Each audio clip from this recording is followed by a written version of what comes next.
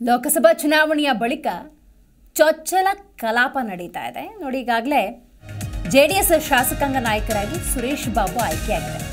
ಲೋಕಸಭಾ ಚುನಾವಣೆಯ ಬಳಿಕ ನಡೀತಾ ಇರುವಂತಹ ಕಲಾಪ ಇದು. ಜೆಡಿಎಸ್ ಶಾಸಕಾಂಗ ನಾಯಕರಾಗಿ ಸುರೇಶ್ ಬಾಬು ಆಯ್ಕೆಯಾಗಿದ್ದಾರೆ.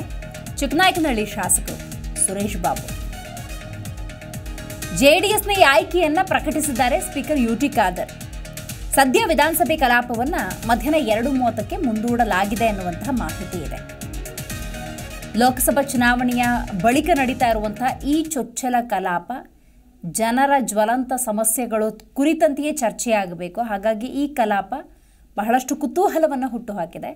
ಅದರಲ್ಲೂ ಪ್ರಮುಖವಾಗಿ ಕೆಲವೊಂದು ಬೆಳವಣಿಗೆಗಳಾಗಿದೆ. ಆ ಮಾಹಿತಿಯನ್ನು ನೋಡ್ತಾ ಹೋಗೋದಾದರೆ, ಜೆಡಿಎಸ್ ಶಾಸಕಾಂಗ ನಾಯಕರಾಗಿ ಸುರೇಶ್ ಬಾಬು ಆಯ್ಕೆಯಾಗಿದ್ದಾರೆ.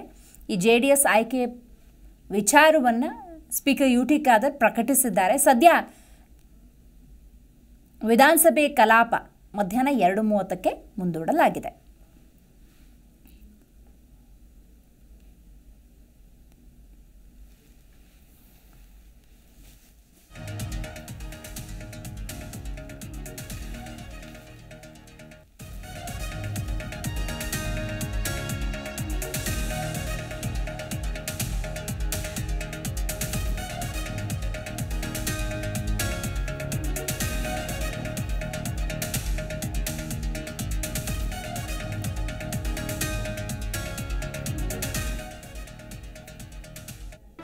ಜಿ ಕನ್ನಡ ನ್ಯೂಸ್ ಈಗ ನಿಮ್ಮ ಮನೆಯಲ್ಲೇ ನೋಡಿ.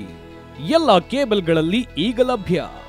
ಸನ್ Direct 292, Jio TV 1334, U digital 162, city cable 51, GTPL 17, Abhishek cables 821, Rockline telecommunication 51, Shri Basaveshwara number 60, Vinayaka digital number 53, in digital number 896ರಲ್ಲಿ ನಿಮ್ಮಿಸ್ತದ ಜಿ ಕನ್ನಡ ನ್ಯೂಸ್ ನೋಡಿ ಆನಂದಿಸಿ.